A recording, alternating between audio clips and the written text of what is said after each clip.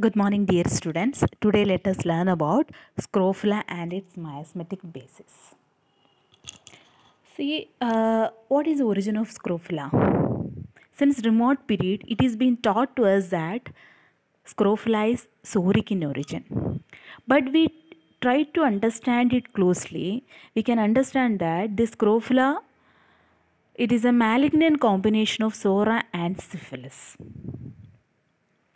And how do we know that?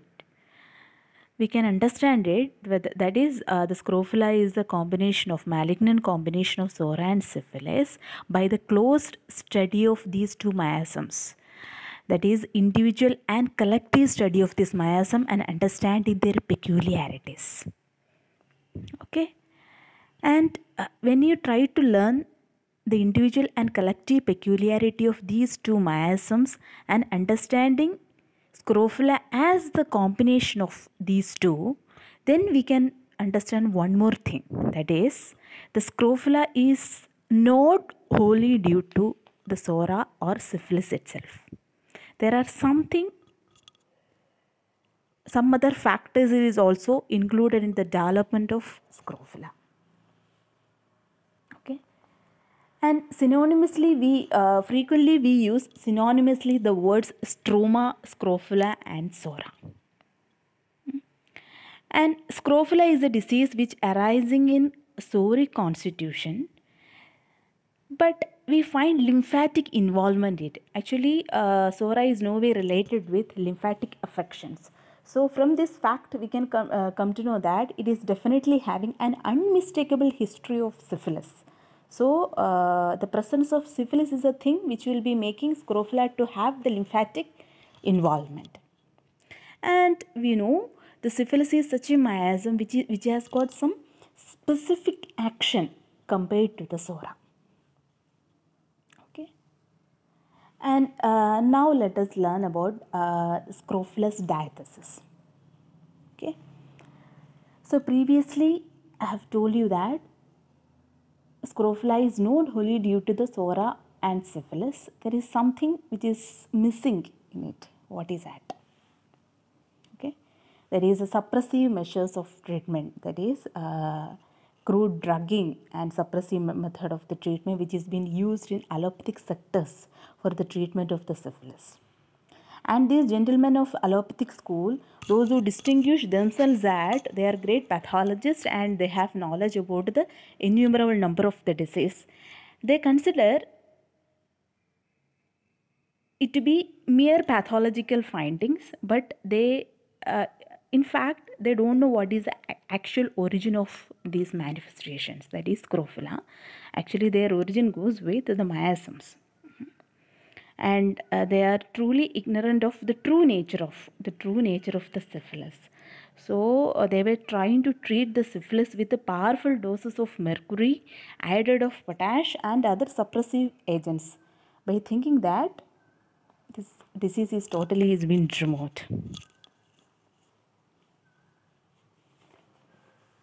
Okay, and there is no wonder after all these years of such a suppressive measures of the treatment, and after taking into consideration of the hereditary transmission. So what happens, somebody is suffering, or suppose a person is being inflicted with the syphilis, so that person has received the suppressive measures of the treatment. So later on what happens, this suppressive, so what actually has happened, this miasm, it has undergo some defacement. Okay, because the very expression and the form of it is being changed when it passed to the next generation.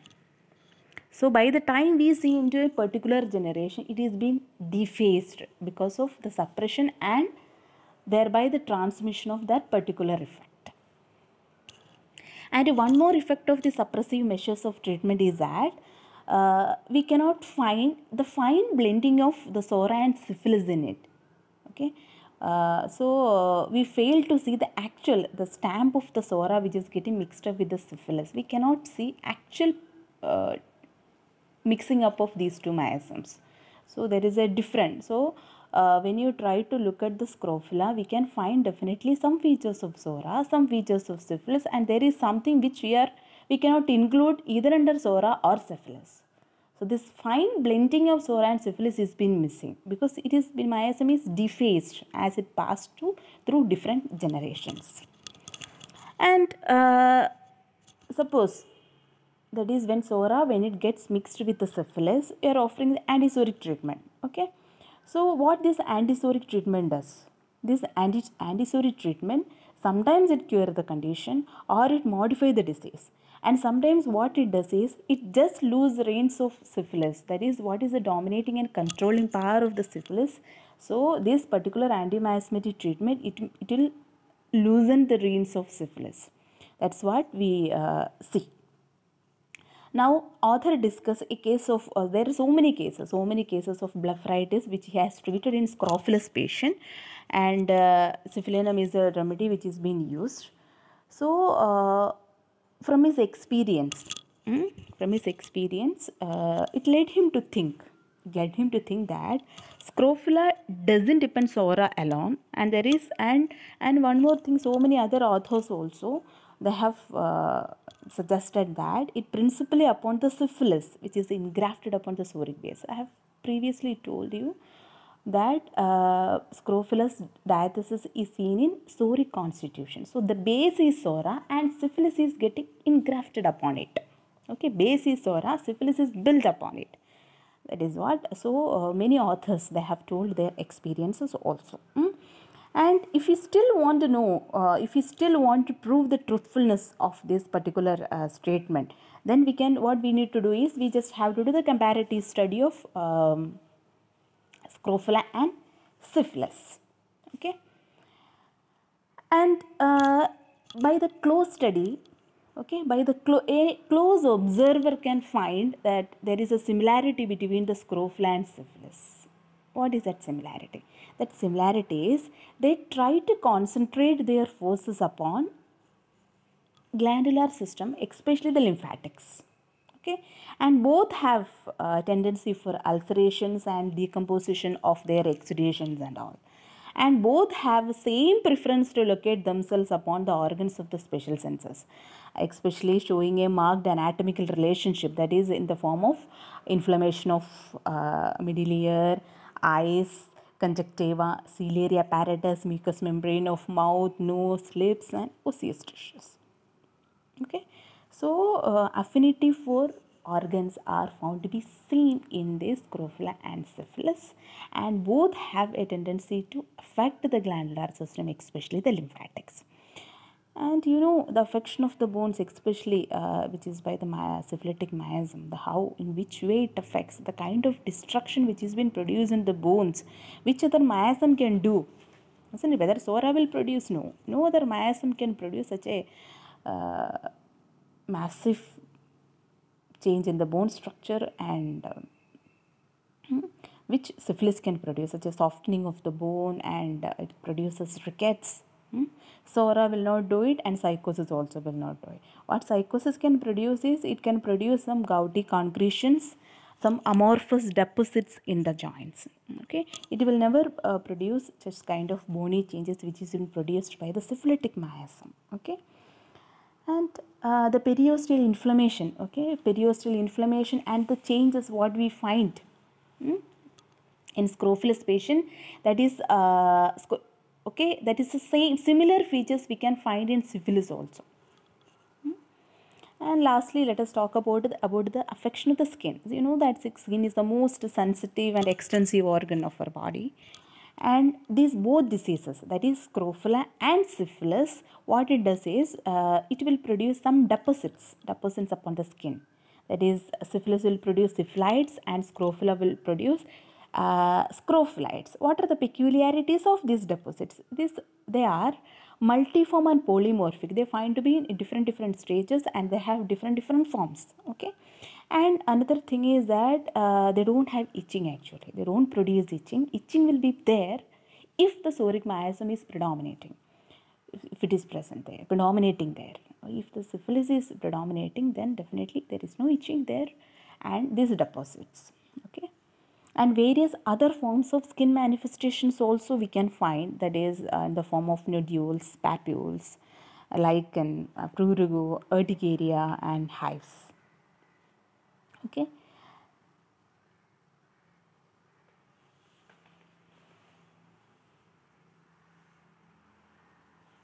And the primary action of the syphilis, it is upon the lymphatic glands, as we know. Okay. And mainly it has definitely has an action upon appendix. Now let us try to understand scrofula and tuberculosis. Okay, if the scrofula is the full grown tree with all luxuriant foliage, we can compare tuberculosis as a blossom. And this William Osler, he has told in one statement, okay, in his pathological work, he says that that scrofula is tubercle and that the bacillus of the Koch is the essential element. Okay, the virus which produces adenitis in scrofula, okay, and it produces tuberculosis in other parts. Okay, and we know that, see, whenever this scrofula takes a malignant nature, it will definitely end in tuberculosis. Whenever scrofula takes a malignant nature, the ultimately it will end in tuberculosis, development of the tuberculosis. Not necessarily it should be only in lungs, it can be in other parts of the body also. Okay, and in childhood it definitely assumes in the form of Tabes mesenterica. Okay, by the appearance of, okay, we can understand that there is a syphilitic history which has been lurking in it. And sometimes specific anemias which has been seen in scrofulous patients. The thing is that it will definitely have a fatal ending. The anemia is not so mild, which you can find in psoriatic miasm. This anemia which has been found in scrofulous patient is such a thing which can lead to the fatal conditions, because it is always almost having a facsimile of syphilis. That's it's like a Xerox of the syphilis. Syphilis manifestation, it appears in its worst form. Okay, and pathologist. What is the view of the pathologist with regard to the origin and affections of scrofula? Pathologists will always tell you that, okay, scrofula is just a disease and it affects the bones and it produces rickets and all. Okay.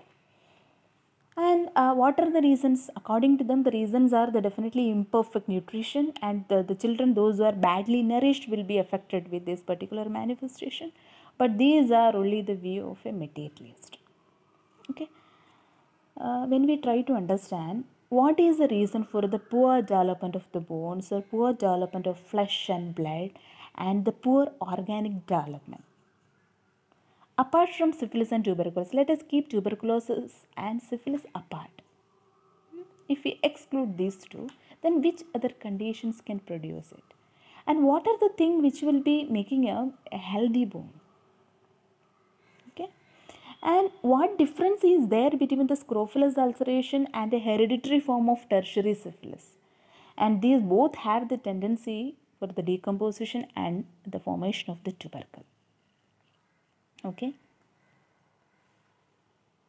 Scrofulous ophthalmia. Scrofulous ophthalmia, that is only a modified form of syphilis. And how it is been modified? Definitely it has been modified the suppressive measures of the treatment, that is mercurialization by the suppression and hereditary transmission. And think here, one of the parent is comparatively healthy. So what happens?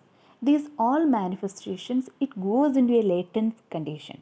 Because of the stronger vital force, it is not expressed in the form of any manifestations like scrofulous condition. In that parent, it will be seen in a latent condition.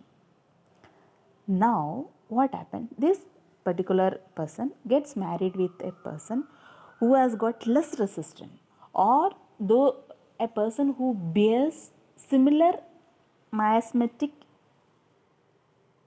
state, that too in an active form. Okay, that miasm, it works in an active form. Then what happens? Definitely there is a hereditary transmission. It goes to the thing which was latent, in the background, what happens? It get erased and fanned into the flame, okay, by the intermarriage. This is how. So the child which is born to those parents, it will show the scrophulous diathesis tendencies. I hope this point is clear to you. This scrofula, which is a malignant combination of the SORA and syphilis, it may not be expressing in a person who is apparently healthy because of the stronger vital force. Now, this tendency lurks in the background. Okay, it will be definitely sleeping in the background. It will be in a latent stage. And it is ready to come out any time whenever it gets a favorable condition. So, this tendencies, it will have a hereditary transmission in this. This is how it is getting. Okay, it's not due to the poor nutrition or because of imperfect development or something, imperfect nutrition or so. No, that is the reason. Okay, and the more we study scrofula, we can study the stamp of syphilis on every features of it. And if you look into the fourth generation, we can find the scrofula, which is a standard bearer of sin, and depravity its companion. Okay, squalor and filth often associates. So there is always a deficiency here. And we can find it everywhere. We can find it in a hovel, cottage, or the palace of the king. So in a nutshell, we can say that scrofula is a malignant combination of SORA and syphilis. Apart from the SORA and syphilis, there is one more element which take part in the formation of scrofulous diathesis. That is the suppressive measures of the treatment which is being received when the person suffers from syphilis. Okay.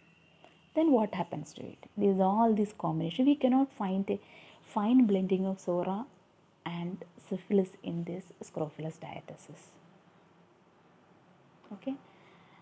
And as a result of the suppressive measures of the treatment, as it passes through the generation, this miasm gets defaced and it will be expressed in some other form. Okay, and lymphatic involvement, that is one of the main thing which is been found, and SORA is not responsible here. Syphilis is the thing which is responsible. And comparison with the tuberculosis, that is SORA, once it takes into a malignant form, it will be definitely leading to the tuberculosis.